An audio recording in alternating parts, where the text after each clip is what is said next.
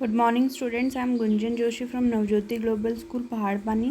तो आज हम अपनी कक्षा 5 का पाठ 5 जहाँ चाह वहाँ राह पढ़ेंगे। ठीक है, तो इस पाठ में हमें बताया गया है कि बोलते हैं ना, जैसे कि जहाँ चाह है वहाँ राह है। मतलब कि अगर इंसान चाहे तो वो हर मुश्किलों का सामना करके कुछ ना अपनी लाइफ में, मतलब अपनी ज़िंदगी में कोई ना कोई मुकाम हासिल कर ही लेता है। तो चलिए अब हम ये पाठ पढ़ते हैं। इसमें क्या है, मलमली धोती का बादामी रंग खिल उठा था। मलमल एक प्रकार का क्या होता है, मलमली धोती मतलब जो मलमल के कपड़े से बनी होती है। और मलमल क्या एक प्रकार का बढ़िया महीन सूती कपड़ा होता है। ठीक है, ये मलमल क्या एक प्रकार का कपड़ा है।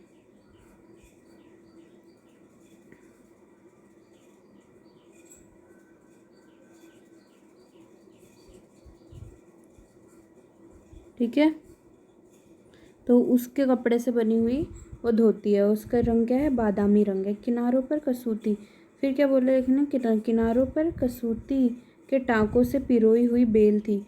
किनारों पर उनके किनारों पर कहते कसूती। कसूती क्या होता है, कसूती क्या है, कर्नाटक की एक तरह की कढ़ाई है कसूती। कर्नाटक, ठीक है, कर्नाटक का की एक तरह की कढ़ाई है ये कसूती, कर्नाटक की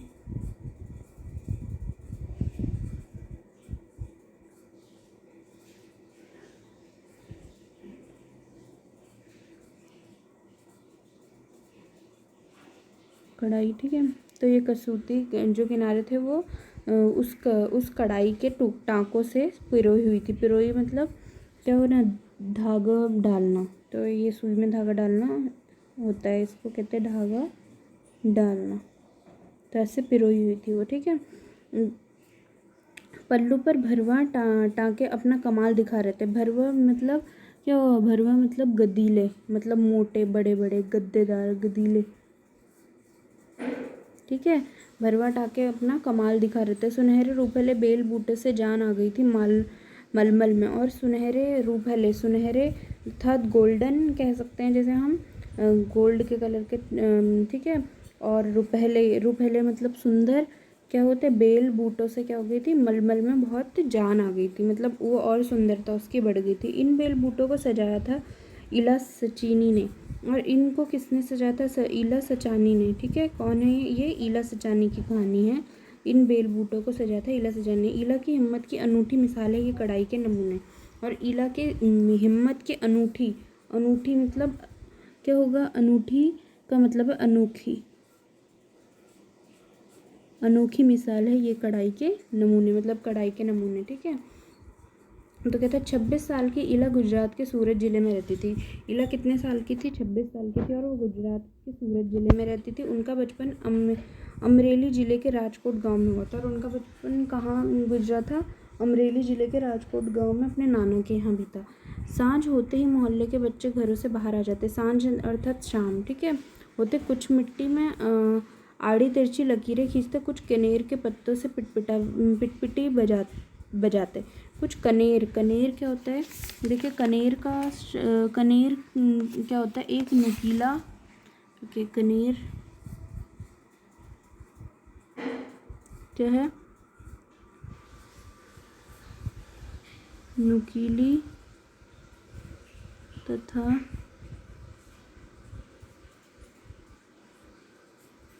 लंबी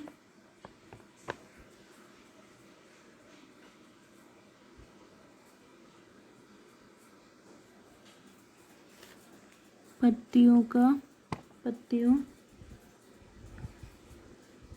वाला एक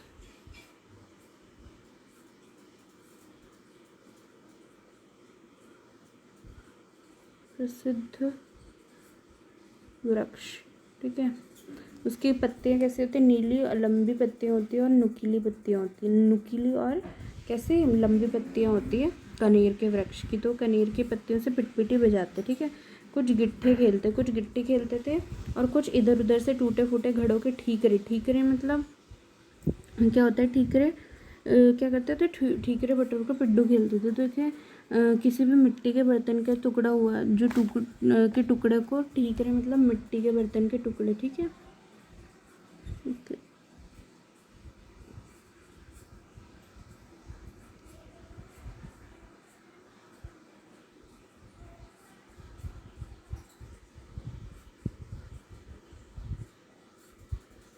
ठीक है। तो वो बटोर कर क्या करते थे, बटोर कर मतलब इकट्ठा करके पिड्डू खेलते। जब इन खेलों से मन भर जाता तो पेड़ की डालियों पर झूला डालकर ऊंची ऊंची पेंगे लेते और ऊंचे स्वर में एक साथ गाते। क्या गाते थे, कच्चे नाम की नीम की निबोरी सावन जल्दी आई रे। ईला गाने में तो उनका साथ देती पर उनके साथ पेंगे नहीं ले पाती, पर उनके साथ क्या करती थी, वो खेल नहीं पाती थी। ठीक है। रस्सी पकड़ने को हाथ बढ़ाती मगर हाथ तो उठते ही नहीं थे। वो रस्सी पकड़ने को हाथ तो बढ़ाती थी पर हाथ उसके उठते नहीं थे। वह चुपचाप किनारे बैठ जाती थी। मन ही मन सोचती, मैं भी ऐसा कुछ क्यों नहीं कर पाती हूँ। बच्चे भी चाहते कि इला किसी न किसी तरह तो उनके साथ खेल सके। कभी कभार वह पकड़म पकड़ाई और विष अमृत के खेल में शामिल हो जाती थी। साथियों के साथ जमकर दौड़ती, मगर जब धप्पा करने की बारी आती तो फिर निराश हो जाती थी। हाथ ही नहीं उठेंगे तो धप्पा कैसे देगी। तो मतलब उसके क्या थे, हाथों में समस्या थी, उसके हाथ उठते नहीं थे। वो बहुत कोशिश करती पर उसके हाथों ने तो जैसे उसका साथ ना देने की ठान रखी। इला ने अपने हाथों की इस जिद को एक चुनौती माना। तो इला के क्या थे, हाथ थे मुड़े हुए थे। तो वो क्या करते थे, उनके हाथ क्या थे, नॉर्मल मतलब आम इंसान की तरह नहीं थे, मुड़े हुए थे। तो उनके हाथ क्या, तो वो अपने हाथों से काम नहीं कर पाती थी और और ऐसा लग रहा था जैसे मानो उनके हाथों ने उनका साथ ना देने की ठान रखी है। इला ने अपने हाथों की इस जिद को क्या था, अपने लिए चुनौती मान लिया था। मतलब चुनौती मतलब क्या, चैलेंज कहते हैं जैसे इंग्लिश में। चुनौती मतलब ललकार मान लिया थी उसको उन्होंने क्या मान लिया था, ललकार। ठीक है। उसने वह सब अपने पैरों से करना सीखा जो हमें हाथों से कर, उसने सब कुछ अपने पैरों से करना सीखा, वो जो भी हम हाथों से करते। दाल भात खाना, दूसरों के बाल बनाना, फर्श बुहारना, कपड़े धोना, तरकारी काटना या यहाँ तक कि तख्ती पर लिखना भी, सब कुछ वो पैरों से करती थी। ठीक है। दूसरों के बाल बनाना भी, फर्श बुहारना मतलब झाड़ू लगाना, साफ करना बोल सकते हो, तरकारी अर्थात सब्जी काटना। ठीक है। तो सब कुछ वो अपने हाथों से करती थी। उसने एक स्कूल में दाखिला ले लिया। उसने एक स्कूल में अपना एडमिशन ले लिया। दाखिला मतलब एक स्कूल में वो भर्ती हो गई। दाखिला मिलने में भी उसे परेशानी हुई थी। कोई उसकी सुरक्षा को लेकर चिंतित था तो कोई उसकी काम करने की गति को लेकर। किसी काम को तो वह इतनी फुर्ती से कर जाती कि देखने वाला दंग रह जाता। कुछ काम तो वो इतनी जल्दी कर देती कि देखने वाला सोच भी नहीं पाता था कि इसने कैसे कर लिया। पर किसी किसी काम में थोड़ी बहुत परेशानी तो आती ही थी, पर कुछ कुछ कामों में परेशानी भी आती थी। परेशानियों के आगे घुटने टेकने वाली नहीं थी। उसने 10वीं और इला क्या थी, परेशानी के आगे घुटने टेकने वाली नहीं थी। उसने क्या करा, 10वीं कक्षा तक पढ़ाई की थी और 10वीं कक्षा की परीक्षा वो पास नहीं कर पाई थी।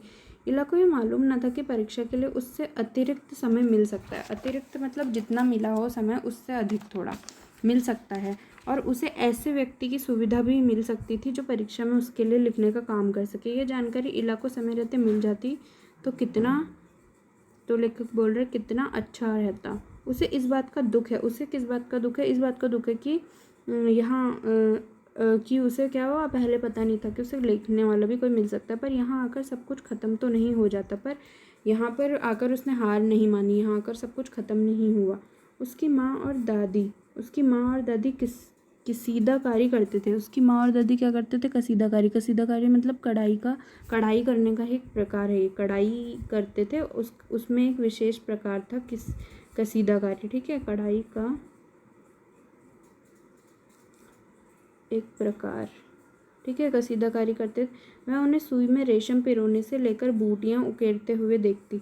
वो उन्हें क्या करती थी, सुई में रेशम पिरोने मतलब धागा पिरोना। ठीक है। उससे लेकर बूटियाँ बनाने तक देखती थी। उकेरने तक मतलब बनाने तक। ना जाने जब उसे कब उसने किसारीदारी करने की किसी कसीदाकारी, ठीक है, कसीदाकारी करने की ठान ली। तो वो बोलते कि ना जाने कब उसने क्या करा, कसीदाकारी करने की ठान ली। यहाँ भी उसने अपने पैरों के अंगूठों का, यहाँ पे उसने पैर के अंगूठों के सहारे से करा। दोनों अंगूठों के बीच वो सुई थमकर कच्चा रेशम पिरोती थी और वो कोई आसान काम नहीं था। पर कहते हैं ना, जहाँ चाहे वहाँ राह है। क्या है, जहाँ चाहे वहाँ राह है। जहाँ जो अगर व्यक्ति कुछ करना चाहे तो सब कुछ कर सकता है। उनके विश्वास और धैर्य ने कुदरत को भी झुठला दिया। उनका विश्वास और उनके अंदर जो धैर्य था, जो उसने इस कुदरत के इस नियम को भी जुटला दिया। 15-16 साल की होते होते इला काठियावाड़ी की कसीदाकारी में माहिर हो चुकी थी। 15 साल की उम्र में आते आते वो क्या करती, इला काठियावाड़ जगह का नाम है। तो काठियावाड़ की की विशेष प्रकार की कढ़ाई होगी, किस कसीदाकारी, तो उसमें वो क्या हो गई थी, माहिर हो चुकी थी। किस वस्त्र पर किस तरह के नमूने बनाए जाएँ, कौन से वस्त्र पर किस तरह के डिज़ाइन बनाए जाए, किस तरह के नमूने बनाए जाए, और कौन से रंगों से नमूना खिल उठेगा और टाँके कौन से लगें, और ये सब वो समझ गई थी। ठीक है। अब एक समय ऐसा भी आया जब अब उसके द्वारा काढ़े गए परिधानों की प्रदर्शनी लगी। तो एक समय ऐसा भी आया जब क्या उसके द्वारा काढ़े गए, उसके द्वारा करे गए जो नमूने थे, ठीक है, उसकी क्या लगी, प्रदर्शनी लगी, उसको उसकी प्रदर्शनी लगी, उसको प्रदर्शित किया गया इन परिधानों में। और इन सब में क्या होता है, काठियावाड़ के साथ साथ लखनऊ और बंगाल की झलक थी। इला ने काठियावाड़ी टांकों के साथ साथ और कई टांकों का भी इस्तेमाल किया। पत्तियों की चिकनकारी से सजाया था। पत्तियों को किससे सजाया था, चिकनकारी। चिकनकारी क्या है, चिकनकारी उभारदार फूल बूटियाँ करके कढ़ाई बनाते हैं, जो उभार कर फूल बूटियाँ काटने में काटते कढ़ाई का काम। ठीक है, उभारदार कढ़ाई का काम होता है ये।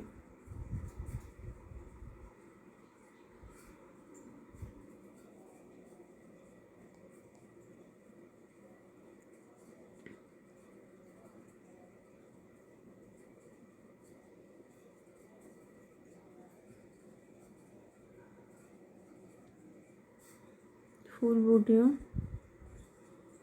का काम। ठीक है, तो ये था।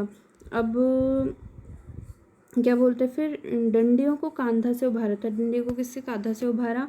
पशु पक्षियों को जातमीय आकृतियों को कसूते और जंजीर से उठा रखा था। पशु पक्षियों की जातमीय आकृति, जातमीय मतलब गणित की वह शाखा जिसमें क्या होता है, पिंडों की नाप, जोंख रेखा सब कुछ आता है। ठीक है, तो उसके क्या होता है, आकृतियों अर्थात क्या होता है, आकृति मतलब आकार होता है, को क्या कहते हैं, उसने कसूती और जंजीर से उठाया था। पारंपरिक डिज़ाइनों में यह नवीनता सभी को बहुत भाई। पारंपरिक मतलब परंपरा के अनुसार जो रहती है उसमें ये नवीनता मतलब ये नयापन, ठीक है, सबको बहुत अच्छा लगा। इला के पाँव अब रुकते नहीं हैं। इला के पाँव अब रुकते नहीं। इला के पाँव मतलब अब वह क्या है, अब वो बहुत ही आगे बढ़ चुकी है और आंखों में चमक, होठों पर मुस्कान और अनूठा विश्वास लिए वो सुनहरी रूपली बूटियाँ उकेरती थकती नहीं है। और वो क्या है, उसकी आंखों में एक चमक है, होठों पर मुस्कान है, और वह अब अनोखी मतलब बहुत सुंदर बूटियाँ उकेरती मतलब कढ़ाई करती है। और कैसे बनाती है, सुनहरी और रूपहली। सुनहरी मतलब गोल्डन, रूपहली मतलब सिल्वर कहते हैं, मतलब तो इतनी प्यारी सी वो बूटियाँ बनाती है। ठीक है, तो चलिए अब हम प्रश्न अभ्यास की ओर जाते हैं। क्या है यहाँ पे, जहाँ चाहा वहाँ रहा।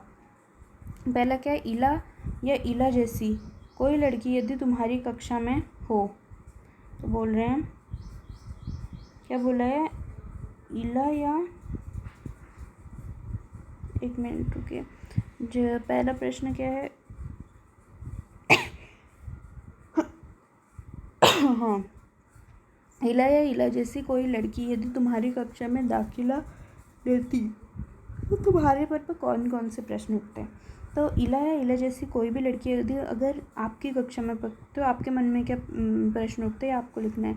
तो आपके मन में क्या प्रश्न उठते हैं, जैसे कि वो कपड़े कैसे पहनती होगी, वो खाना कैसे खाती होगी, है ना, वो अपना काम कैसे करती होगी, वो अपने बाल कैसे बनाती होगी, और वह मतलब अपना जितने भी काम हो कैसे करती होगी, ये आता होगा ना। और ये ऐसा कैसे हुआ होगा ना। तो दया भाव भी आता होगा। हालांकि हमें कभी भी किसी की कमियां देख के उससे क्या होना चाहिए, उसे दया करके उसको और कमज़ोर फील नहीं करवाना चाहिए और कमज़ोर महसूस नहीं करवाना चाहिए, बट एक मन में वो भाव आ ही जाता है। इस लेख को पढ़ने के बाद क्या तुम्हारी सोच में कुछ बदलाव आए। इस लेख को पढ़ने के बाद हमारी सोच में बदलाव आने चाहिए। क्या बदलाव आने चाहिए, देखो, अगर मनुष्य, इससे यह पता चलता है कि अगर व्यक्ति शारीरिक रूप से कमज़ोर भी है, तो अगर वो मानसिक रूप से कमज़ोर नहीं है और तो वो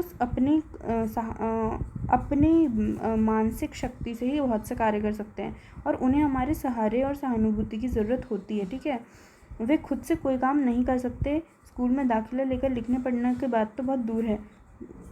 हमें ऐसा लगता था ना पहले कि कि जो शारीरिक रूप से कमज़ोर होते हैं उनको क्या है, मतलब हमारी सहानुभूति, हमारे सहारे की ज़रूरत है। पर देखिए अगर मनुष्य के अंदर मानसिक रूप से वो बहुत स्ट्रॉन्ग है, बहुत ही क्या है, ताकतवर, शक्तिशाली है, तो उसे इन सब की ज़रूरत नहीं है, हमारे सहारे की ज़रूरत नहीं, हमारी सहानुभूति की ज़रूरत नहीं है। उसे क्या है, वह उसके खुद के उसमें आत्मविश्वास होना चाहिए, साहस होना चाहिए, तो वो कुछ भी कार्य कर सकता है और वह हमसे थोड़े भी कम नहीं होते, बल्कि कभी कभी तो कार्यकुशलता में वो हमसे कई गुना आगे निकल जाते हैं। ठीक है, तो इसी प्रकार इला ने क्या करा, वो कैसे करती थी, बहुत सुंदर सुंदर कलाकारी करती थी, ठीक है, कढ़ाई करती थी।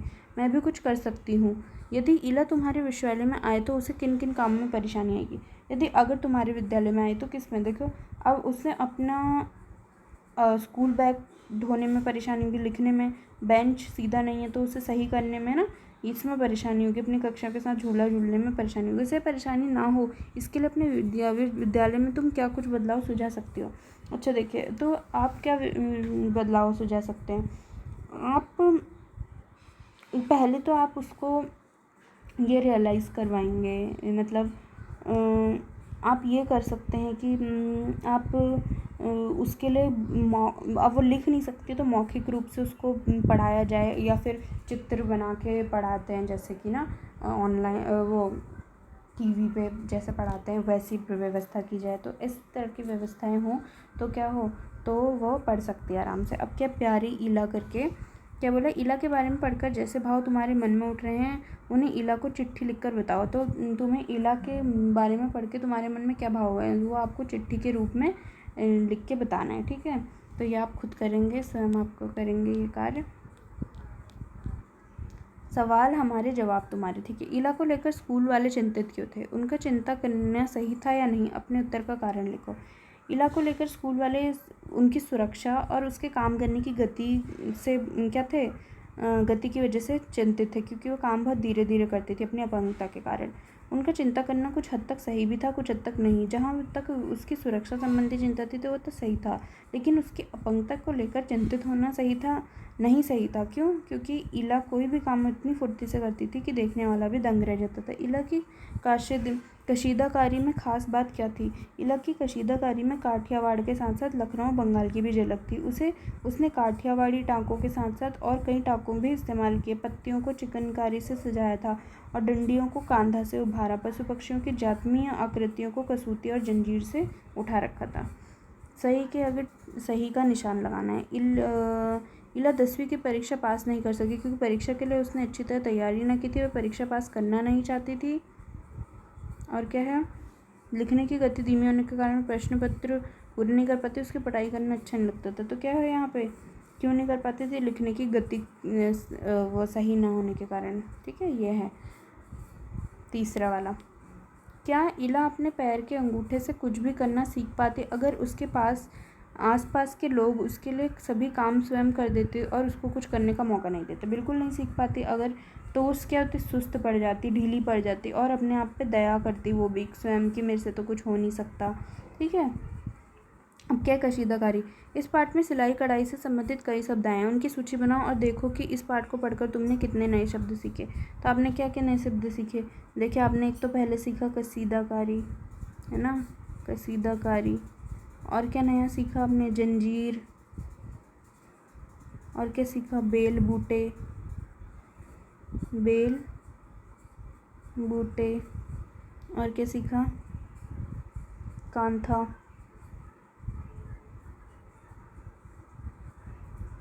ठीक है, टाका, बूटियाँ, है ना, और भी बहुत शब्द सीखिए। तो आप ये देखिए और आप लिख लीजिए। अब क्या है, ख, नीचे दो दी गई सूची में किन्हीं दो से संबंधित शब्द संज्ञा या क्रिया इकट्ठा करो। फुटबॉल, बुनाई, बागवानी, पतंगबाजी। तो ये आपको करना है।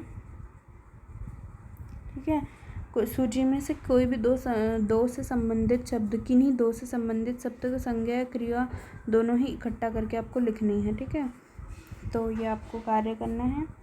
उसके बाद क्या बोला है आपको, क्या बोला है इसके बाद आपको कि एक सादा रुमाल लो या कपड़ा काट कर बनाओ, उस पर नीचे दिए गए टाँकों क्या करना है, उस पर नीचे दिए गए टाँकों में से किसी एक टाँके का इस्तेमाल करते हुए बड़ों की मदद से कढ़ाई करो। आपको एक सादा सा रुमाल लेना है, उस पर कपड़ा टाँक कर उसमें कढ़ाई करनी है, ठीक है। जंजीर ये है, मछली टाँका ये है, ये भारवा टाँका है, ये उल्टी बखिया है, और ये क्या है, खुला हुआ जंजीर टाँका। ये काम कक्षा के लड़का लड़कियाँ सब करेंगे। यहाँ पे लिखा है देखिए। वैसे भी कई बार बोलते हैं ना कि लड़का लड़की में भेदभाव नहीं करना चाहिए, तो ये बात बिल्कुल सही है। लड़का लड़की में कभी भी कोई भी किसी भी प्रकार का भेदभाव नहीं होना चाहिए, ठीक है। कढ़ाई बुनाई करना सिर्फ लड़कियों का ही कार्य होता है, ऐसा भी सोचते हैं बहुत लोग, तो ऐसा कुछ नहीं है।